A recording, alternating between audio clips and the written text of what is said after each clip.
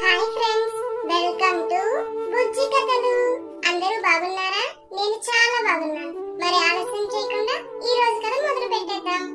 దోమగుంట అనే గ్రామంలో రమ్య, కమలమ్మ అనే అత్తాకోడళ్ళు నివసించేవాళ్లు. చుట్టూ పంట పొలాలతో కలకల్లాడిపోయే ఆ ఊరిలో దోమల బెడద కూడా చాలా ఎక్కువేనండోయ్. అసలే అది వర్షాకాలం కావడంతో వాటి సంఖ్య మరీ ఎక్కువగా పెరిగిపోయింది. ఇలా ఉండగా ఒకరోజు అత్తాకోడళ్ళు ఇద్దరూ కలిసి టీవీలో వార్తలు వింటూ ఉంటారు.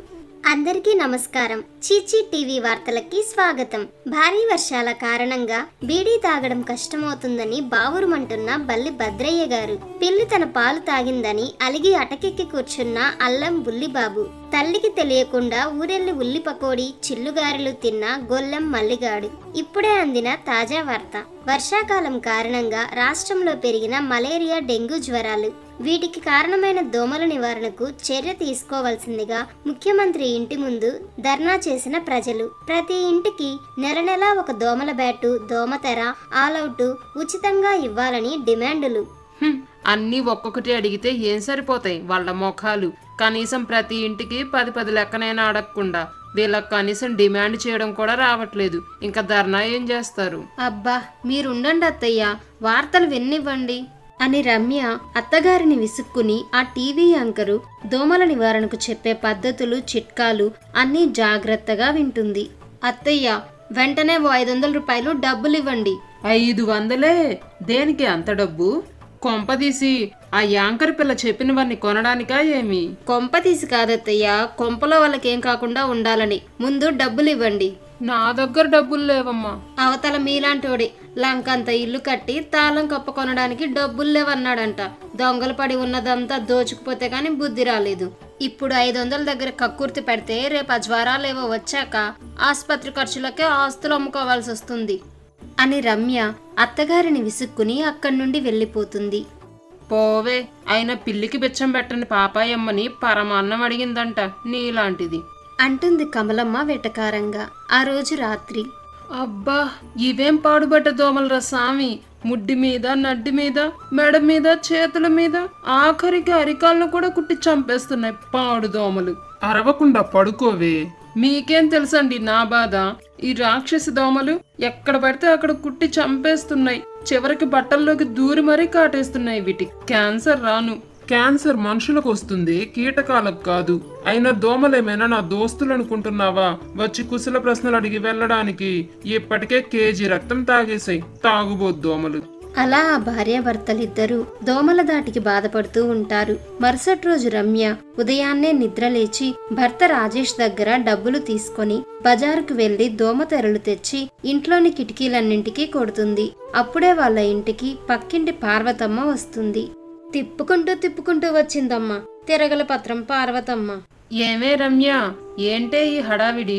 ఇల్లంతా దోమ తెరలు కట్టి బాగా బందోబస్తీ చేసినట్టున్నావు. దోమలకు భయపడేనా ఇవన్నీ? ఏం చేస్తాం పిన్ని గారు, అసలే ఈ దోమల వల్ల డెంగ్యూ, మలేరియా జ్వరాలు రోజు రోజుకి ఎక్కువ అవుతున్నాయంట. ఇప్పటికే వీటి బారిన పడి 10 మంది చనిపోయారంట, వార్తల్లో విన్నాను. రమ్య అన్న మాటలకు పార్వతమ్మ పెద్దగా నవ్వుతుంది. బోడి, ఈ మాత్రం చావులకే భయపడిపోయి ఇవన్నీ చేస్తున్నావా పిచ్చిదానా? చావు పుట్టుకలన్నవి మన చేతిలో ఉండవే. అయినా అరంగులం కూడా లేని దోమ కుడితే 6 అడుగులున్న మనిషి చనిపోవడం ఏంటి? విడ్డూరం కాకపోతేను. వాళ్లకు భూమి మీద నూకలు లేవు, చచ్చారు అంతే అని పార్వతమ్మ నవ్వుతూ ఉంటే ఇంతలో కమలమ్మ అక్కడికి వస్తుంది. చూడు వదినా, నీ కోడలేం చేసిందో అని ఆమె చెప్పగానే కమలమ్మ కిటికీలకున్న దోమతెరలను చూసి, అమ్మో ఇది అన్నంత పని చేసిందిగా, అయితే నా డబ్బులు కదలలేదు అనుకుని మనసులోనే ఆనందిస్తుంది.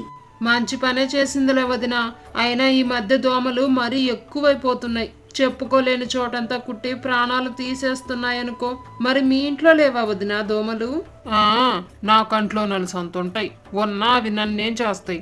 నా ముందుకు వచ్చేటంత ధైర్యం ఉందా వాటికి? నాలా 2 పూట్ల స్నానం చేసి శుభ్రంగా ఉంటే ఏ దోమలు మనల్ని ఏం చెయ్యలేవమ్మా. అబ్బో, అప్పటికి ఒక్కతే పెద్ద శుద్ధగత్తె. మేమంతా స్నానాలే చెయ్యని మురికోళ్ళం. మరి ఏమి బడాయిపోతుందో అని మనసులో అనుకుంటూ చిరాగ్గా పార్వతమ్మ వైపు చూస్తుంది. కాసేపలా తన గొప్పలు చెప్పి ఆమె ఇంటి దారి పడుతుంది. ఆ రోజు రాత్రి, అబ్బా చంపేసిందిరా దేవుడా దీన్ని అని కసిగా తన చేతి మీద వాలిన దోమని కొడుతుంది కమలమ్మ.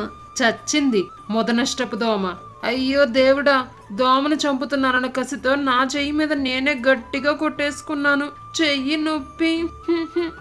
ప్రతిరోజు ఏందే నీ గోల? ప్రశాంతంగా పడుకోనివా? ఓ పక్క ఈ పాడు దోమలతో వేగలేక చస్తుంటే మధ్యలో మీరేంటండి?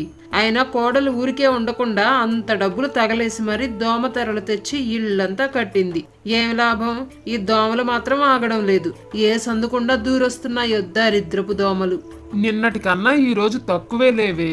ఏం తక్కువో ఏమో. అబ్బా చెయ్యి నొప్పి అంటూ బాధగా రోదిస్తూ నిద్రపోతుంది కమలమ్మ. మరునాడు రమ్యను చూసి రాత్రి జరిగిందంతా చెప్తుంది. అవునత్తయ్య, రాత్రి దోమలు మమ్మల్ని కూడా కుట్టేశాయి. ఆ రోజు యాంకరు ఇంకా ఏవో కొన్ని చిట్కాలు చెప్పిందే అని ఆలోచిస్తున్న రమ్య కాసేపటి తర్వాత పరుగున ఇంటి మిద్దెపైకి వెళ్లి అక్కడ అంతకు ముందు సంవత్సరం తమ ఇంటికి పెయింట్లు వేసి పెట్టున్న ఖాళీ డబ్బాలను చూస్తుంది. ఇది అసలు విషయం. వర్షపు నీరంతా ఈ డబ్బాల్లో నిలవ ఉండి దోమలు గుడ్లు పెట్టేందుకు వీలుగా ఉందన్నమాట.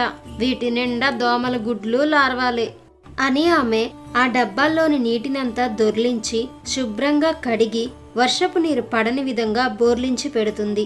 అదే విధంగా తమ ఇంటి చుట్టుపక్కల ఎక్కడైనా ఏవైనా పాత వస్తువులు నీళ్లు నిల్వ ఉండేలా ఉన్నాయేమో చూసుకుని వాటన్నింటినీ కూడా శుభ్రం చేసి భద్రపరిచి ఇంట్లోకి వస్తుంది. ఆమె గదిలోను అత్తగారి గదిలోను మంచాలకు దోమతెరలు కూడా కడుతుంది. తర్వాత ఆమె ఒక చిన్న గిన్నెలో నీళ్లు పోసి కర్పూరం బిళ్ళలు అందులో వేసి దోమలు ఇంట్లోకి రాకుండా గుమ్మానికి దగ్గరగా పెడుతుంది. కాసేపటి తర్వాత పార్వతమ్మ అక్కడికి వస్తుంది. లేడికి లేచిందే పరుగన్నట్టు మళ్ళీ ఇంకేదో చేసినట్టున్నావే. ఏంటిది? నీళ్లలో కర్పూరం బిల్లలా? దేనికిదంతా? ఇవన్నీ ఏం అవసరం లేదు పిల్ల. నన్ను చూడు, కావాల్సింది తింటూ ఎంత ప్రశాంతంగా ఉన్నానో. మా కిటికీలకు దోమతెరలు కూడా కట్టలేదు.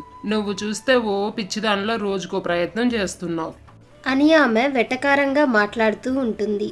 ఇప్పుడు ఇలాగే అంటారు, ఏదైనా తమ దాకా వస్తే కానీ అర్థం కాదు అని మనసులోనే పార్వతమ్మని విసుక్కుంటుంది రమ్య. కాసేపటి తర్వాత, ఇప్పటి వరకు ఏదేదో చేసావు గాని ఇక నుండి ఇవన్నీ మానేసి నీకు ఖాళీ దొరికినప్పుడల్లా మా ఇంటికి రామ్మా. కాసేపు కబుర్లు ఇవి చెప్పుకుందాం. ఇక నేను వస్తాను అని పార్వతమ్మ తిప్పుకుంటూ తమ ఇంటికి వెళ్ళిపోతుంది. ఆ వెళ్ళడం ఆమె తర్వాత హాస్పిటల్లో తేలుతుంది. అత్తయ్య, పార్వతి పిన్నికి డెంగ్యూ జ్వరం వచ్చిందంట. రక్తంలో కణాలు కూడా బాగా తగ్గిపోయాయంటున్నారు. వయసు కూడా చాలా ఎక్కువే. ఏమవుతుందోనని భయంగా ఉందత్తయ్య. ఏమైనా మనం చేయగలిగేదేముంది కోడలా? దోమలు నివారించడానికి నువ్వు చేసే ప్రయత్నాలు చూసి ఎంతో వెటకారంగా మాట్లాడింది. ఇప్పుడు ఆ దోమకాటుకే బలైంది. ఏం చేస్తాం అని కమలమ్మ నిట్టూర్చింది. అందుకే అన్నారు, prevention is better than cure అని. నివారణ కన్నా నిరోధం ఉత్తమమైనది.